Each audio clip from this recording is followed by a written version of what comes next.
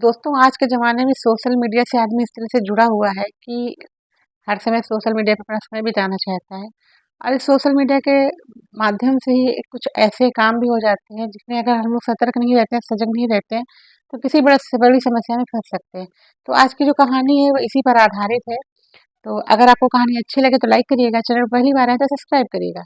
और अगर आपको वीडियो अच्छी लगती है और आप चाहते हैं कि ये वीडियो किसी को भेजी जाए तो आप उसको शेयर भी कर सकते हैं।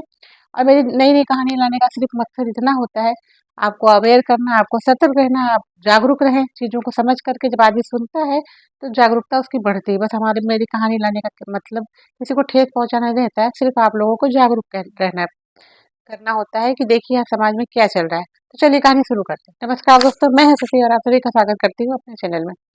दोस्तों, आज की जो कहानी है ये कानपुर उत्तर प्रदेश की है और एक ऐसी कहानी है, कहानी को पूरा सुनिएगा, इसमें आपको एक बहुत बड़ी सीख मिलेगी।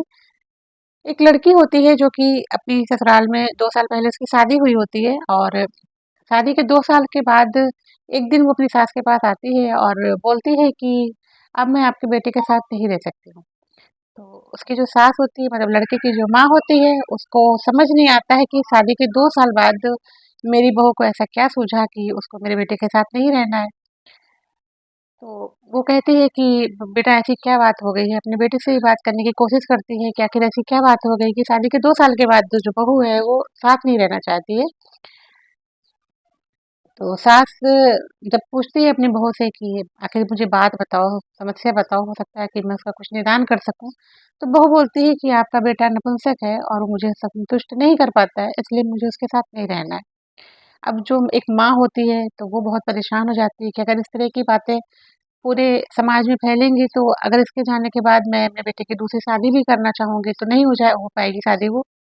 तो जो माँ होती है वो ये कहती है कि ठीक है अगर तुम्हें नहीं रहना है तो कोई बात नहीं, लेकिन तुम ये बातें किसी से कहना नहीं मेरे बेटे के बारे में।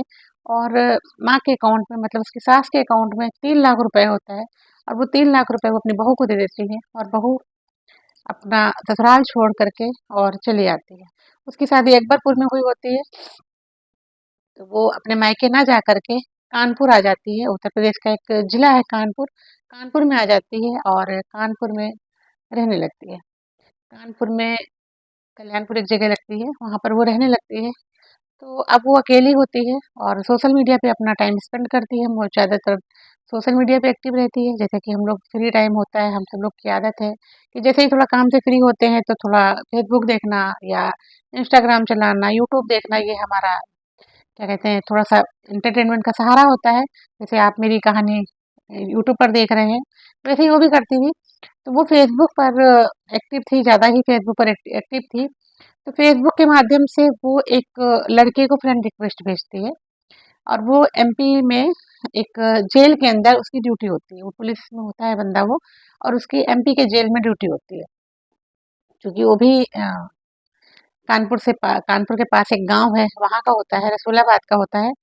तो वो भी जब फ्री होता है तो फ़ेसबुक और इंस्टाग्राम और यूट्यूब वगैरह वो भी जो पुलिस में था लड़का वो भी चलाता होता है। तो वो एक दिन रिक्वेस्ट देखता है कि किसी लड़की की रिक्वेस्ट आई है और जब उसकी पूरी आईडी पे सर्च करता है तो जो उसका जहाँ वो रहती है उस जगह जो कानपुर लिखी होती है तो उसको ये लगता है ये तो कानपुर जो जगह है वो तो मेरे घर के पास ही है, मैं जब कभी गाँव जाऊँगा, ये सोचकर खुश हो जाता है तो वो उसकी रिक्वेस्ट एक्सेप्ट कर लेता है। धीरे-धीरे उन लोगों की बात होने लगती है और पहले थोड़ी बात होती है, फिर ज़्यादा देर बात होती है। फिर क्या होता है कि जैसे ही लड़का टाइम पाता है वैसे ही उससे बात होती है। तो ऐसे करते-करते 5-6 महीने का टाइम बीत जाता है। तो लड़की बोलती है कि ऐसा है कि लड़की का नाम होता है संगीता। संगीता बोलती है कि ऐसा है कि जब आप कभी अपने गाँव आइएगा छुट्टियों पर तो मुझसे मिलिएगा ज़रूर। और बताती है कि मैं कानपुर में फला जगह पर रहती हूँ, कल्याणपुर में रहती हूँ। तो वो भी जब थोड़े टाइम के बाद छुट्टियों में घर आता है तो वो भी अ, मिलने जाता है संगीता से, दोनों मिलते हैं, बहुत खुश होते हैं। संगीता वैसे भी खूबसूरत होती है और आजकल के टाइम में इंसान कहता है ना कि खूबसूरती पहली नज़र में आदमी जब खूबसूरत देखता है तो उसकी तरफ ज़्यादा अट्रैक्ट होता है, बाकी उसके गुणों की पहचान तो उसके साथ रहने से होती है। जैसे हमारे यहाँ बुजुर्ग कहते थे कि जब इंसान रहने से समझ में आता है और सोने को जितना दबाया जाता है उससे समझ में आता है कि वो कितना खरा है। और इंसान के साथ जब आप रहोगे तो समझ में आता है वो कितना खरा है। ऐसे ही पहचान होती है, लेकिन फर्स्ट अट्रैक्शन जो होता है वो खूबसूरती को देख के होता है। तो संगीता खूबसूरत तो थी ही और वो भी उसके प्यार में खूबसूरती देख करके वो भी उससे अट्रैक्ट हो जाता है। ऐसे जब भी वो अपने गाँव आता जाता है तो उससे मिलने संगीता के रूम पर ज़रूर जाता है, वो किराए का कमरा लेकर के कल्याणपुर में जैसा कि मैंने बताया रहती थी। ऐसे आते-जाते काफ़ी टाइम जब हो जाता है तो संगीता बोलती है कि ऐसा है कि आप मुझसे शादी कर लो। तो वो बोलता है कि ठीक है, शादी कर लेते हैं, संगीता उसको वैसे अच्छी लगती है। और जब आदमी थोड़े टाइम के लिए किसी के पास आता है तो उसकी अच्छाइयाँ-बुराइयाँ उसको कम पता चलती है।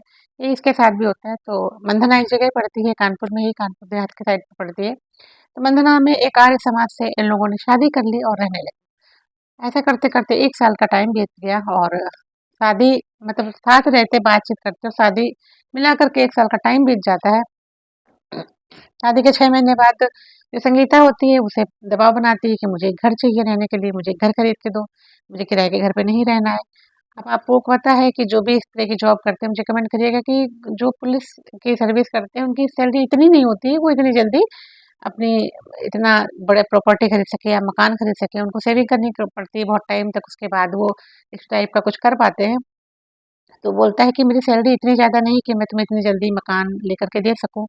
तो संगीता जो होती है वो उसको टॉर्चर करती है और उसको धमकियाँ देती है, उससे लड़ाई झगड़े करती है जिससे वो परेशान हो जाता है।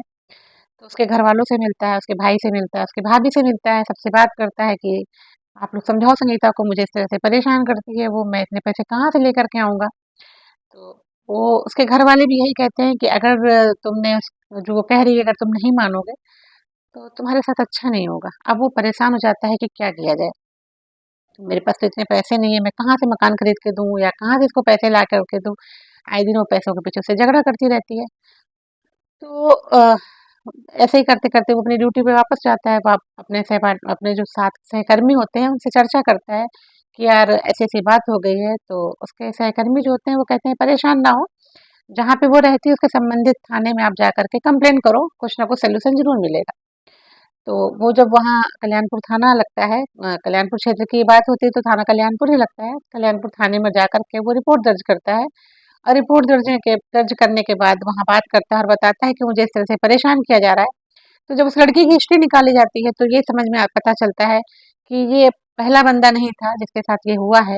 ये इसके पहले भी एक पुलिसकर्मी ही था जिसके साथ इसने उसको प्यार में फँसाया, उसको फ्रेंड रिक्वेस्ट भेजी, उसके साथ प्यार में रही कुछ दिन तक, उसको भी उससे प्यार हो गया और उसने भी उससे शादी कर ली।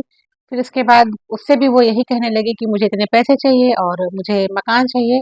जब वो नहीं दे पाया तो उसने उसके ऊपर बहुत सारे केस लगाए जो कि 15 लाख रुपए दे करके वो उससे छुटकारा पाया था। इन केसों का खुलासा होता है उसके पास। तो पुलिस अभी भी लगी हुई है और सोशल मीडिया पे कई इस तरह के आते हैं कि आप सोशल मीडिया के इस तरह के फ्रॉड से बहुत बच कर रहें। तो मेरा भी मकसद इस कहानी को लाने का सिर्फ इतना था कि अगर आप भी कुछ इस तरह का सोच कर रहे हैं या सोच रहे, मैं ये नहीं कहती कि दुनिया में सब इस टाइप के होते हैं, लेकिन हाँ, अपनी आँख और कान खुले रखने चाहिए, सतर्क रहना चाहिए और इन चीज़ों को समझ कर के हमको जागरूकता मिलती है कि ऐसा कहीं मेरे साथ भी तो ऐसा नहीं हो सकता है। तो बस आप लोग सतर्क रहिए, इसलिए मैं ये कहानियाँ लेकर के आती हूँ। और जो भी कानपुर से हैं जिनको ये कहानी के बारे में कुछ भी होता है तो आप कमेंट करिएगा, क्योंकि सबको ये लगता है कि शायद मैं ये कहानी फेक लेकर के आती हूँ, जबकि मेरी जो भी कहानियाँ होती हैं वो सच्ची होती हैं, रियल स्टोरी ही मैं लेकर के आती हूँ। तो आप लोग कमेंट करिएगा, मुझे अच्छा लगेगा और मिलते किसी नई कहानी में, तब तक के लिए नमस्कार।